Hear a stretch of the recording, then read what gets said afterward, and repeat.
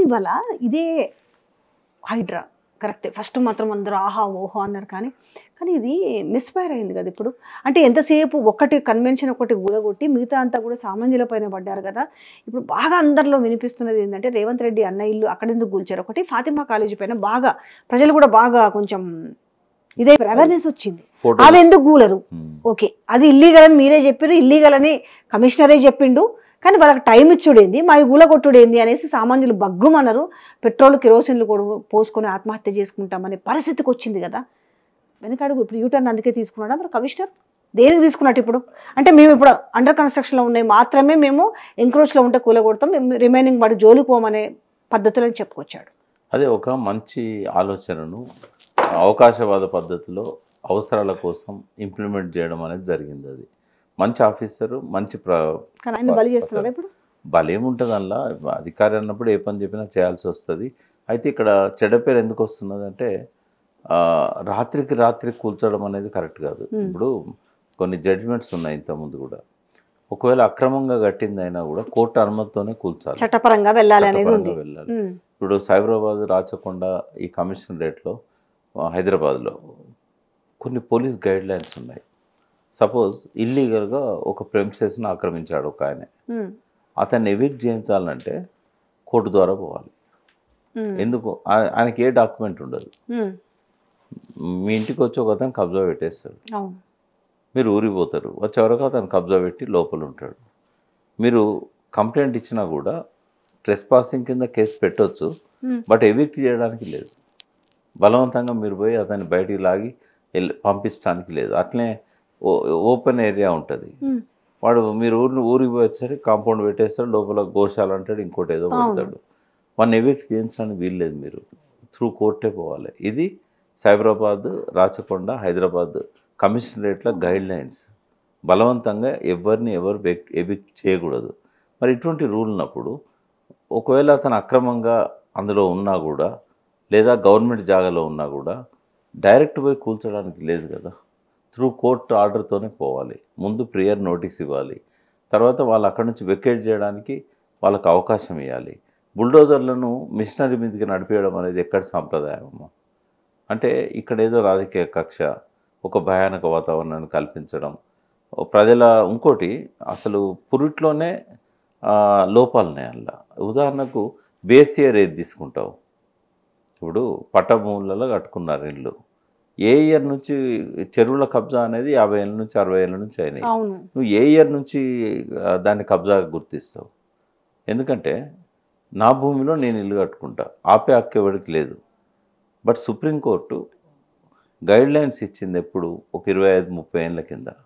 వాళ్ళు ఏమిచ్చారు, జలాశయాలలో వ్యవసాయం చేయడానికి అవకాశం ఉంటుంది, నీళ్లు రెసిడ్ అయినప్పుడు, నీళ్ళు లేనప్పుడు వ్యవసాయం చేయాలి, ఆ జలాశయాల స్వభావాన్ని దెబ్బతీయకుండా కాపాడాలి, కాంక్రిటైజ్ చేయకూడదు అని చెప్పి ఒక జడ్జిమెంట్ ఉంది, గైడ్ లైన్స్ ఉన్నాయి. అవి రాకముందు అవేం లేవు కదా, హైకోర్టులే జడ్జిమెంట్లు ఇచ్చినాయి. ఆయన పట్టభూమి వాడు కట్టుకుంటాడు, చెరువులలోనే పట్టభూములు ఉన్నాయి చాలా వరకు. నిజాం పీరియడ్లో ఊర్ల కూలు రాసిచ్చేవాడు కదా, ఊర్ల కూలు రాసిచ్చినప్పుడు 300 ఎకరాలు 500 ఎకరాలు అలా చెరువులు ఉన్నాయి, గుట్టలు ఉన్నాయి, గనులు ఉన్నాయి, అన్నీ ఉన్నాయి. అటువంటిప్పుడు ఏంటంటే సుప్రీంకోర్టు జడ్జిమెంట్ వచ్చేదాకా ఈ జలాశయాలలో కట్టకూడదు అనేది ఆర్డర్స్ ఏం లేవు. అయితే అది ఎప్పుడు వచ్చింది, 90sలో వచ్చింది. నువ్వెప్పుడు 50-60 ఏళ్ళ కింద కూడా ఇప్పుడు ఎప్పుడో 1960sలో పట్టాలు ఇచ్చిన వాటిని కూడా నోటీసులు ఇచ్చారు. ఒకటేమో బేస్ ఇయర్ డిసైడ్ చేయకపోవడం ఒకటి. అప్పటి కూలగొట్టాలని అంటే అది ఇల్లీగల్ అవుతుంది. రేవంత్ రెడ్డి కనుక సుప్రీంకోర్టు జడ్జిమెంట్ కంటే ముందు కన్స్ట్రక్షన్ అయిన వాటిని కూలగొడితే కంపెన్సేషన్ కట్టియాల్సి వస్తుంది, రేపు కోర్టు తప్పు పడుతుంది. ఎందుకంటే సుప్రీంకోర్టు గైడ్ లైన్స్కు రెట్రాస్పెక్టివ్ ఎఫెక్ట్ లేదు, అవి తర్వాత కాలంలో అమలు చేయాలని చెప్పారు, జలాశయాలను కాపాడాలనే దాని మీద. అదివరకు ఎంక్రోచ్ అయిన వాటి మీద సుప్రీంకోర్టు ఏం చెప్పలేదు.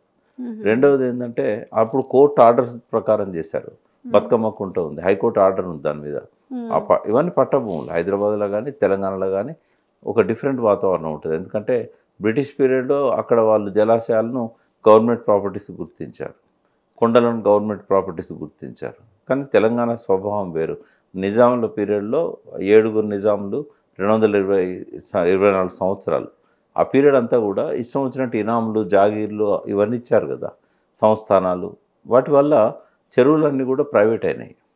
ప్రైవేట్ అయిన చెరువులల్లో పట్టా భూమి ఉంటుంది. ఆ పట్టా భూమిలో ఇల్లు కట్టుకుంటారని పర్మిషన్ అప్లై చేస్తే జిహెచ్ఎంసీ కానీ అందరు కూడా ఇస్తారు. దాన్ని ఆబ్జెక్షన్ చేసేది లేకుండే.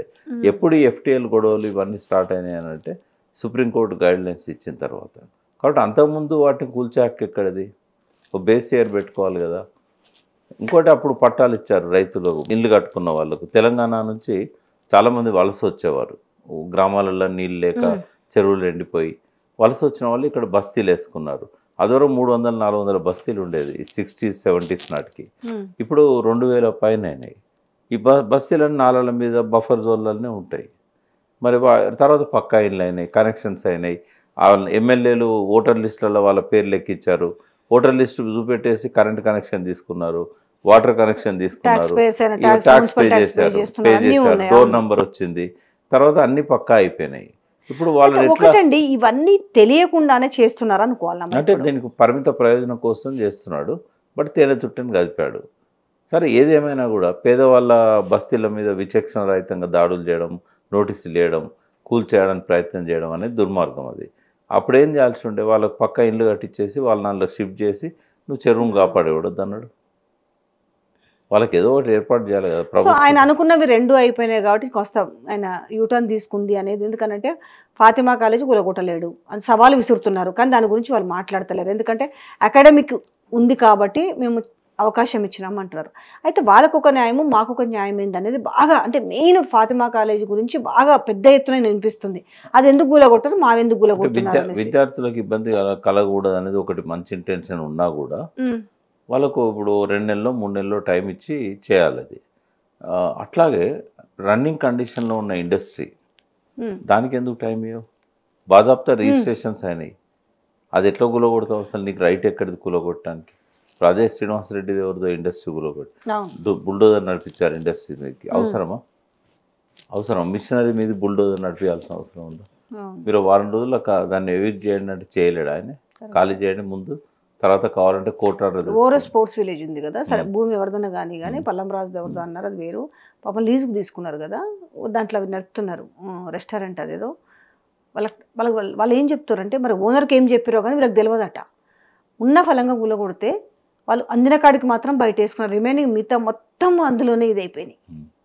అన్నీ అంతే, ఇన్కన్వెన్షన్ కూడా అంతే కదా. ఏసీలు అవన్నీ ఎక్కడే అక్కడ విధ్వంసం, ఆ ప్రాపర్టీని విధ్వంసం. సో దీన్ని మెల్లగా ఏం చేస్తారు, రేపు హైకోర్టులో దీనిపైన పిల్స్ ఎక్కువ వస్తున్నాయి కాబట్టి, ఫైల్ అవుతున్నాయి కాబట్టి మేము అందుకే తగ్గినామని రేపు ఇంకొచ్చే సమాధానం మేము ఏమి వినొచ్చు. ఇప్పటికేమో ఇక మేము అండర్ కన్స్ట్రక్షన్లో ఉన్నాయి మాత్రమే ఇక నుంచి కూలుస్తామనేది మాట విన్నాము.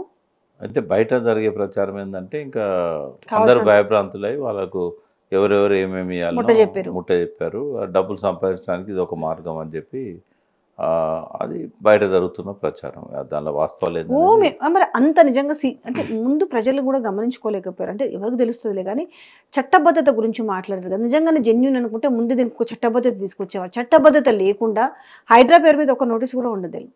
హైదరాబాద్ మళ్ళీ హెచ్ఎండిఓ, మున్సిపల్, లేకపోతే గ్రామ పంచాయతీ ఇవే మిస్యూజ్ చేస్తున్నాడు పవర్ని, ఒక మంచి పథకాన్ని. కానీ ప్రజల నుంచి వ్యతిరేకత. సరే ఇంకా నా పీరియడ్ ఇంకా 4 ఏళ్ళు ఉందని అనుకోవచ్చు, కానీ చుక్క కలిస్తేనే ఒక నిండుతుంది అన్నట్టుగా ఎన్నికలు దగ్గరలో ఉన్నాయి. మరి రేపు ఎట్లా ఉంటుంది ఆ పరిస్థితి?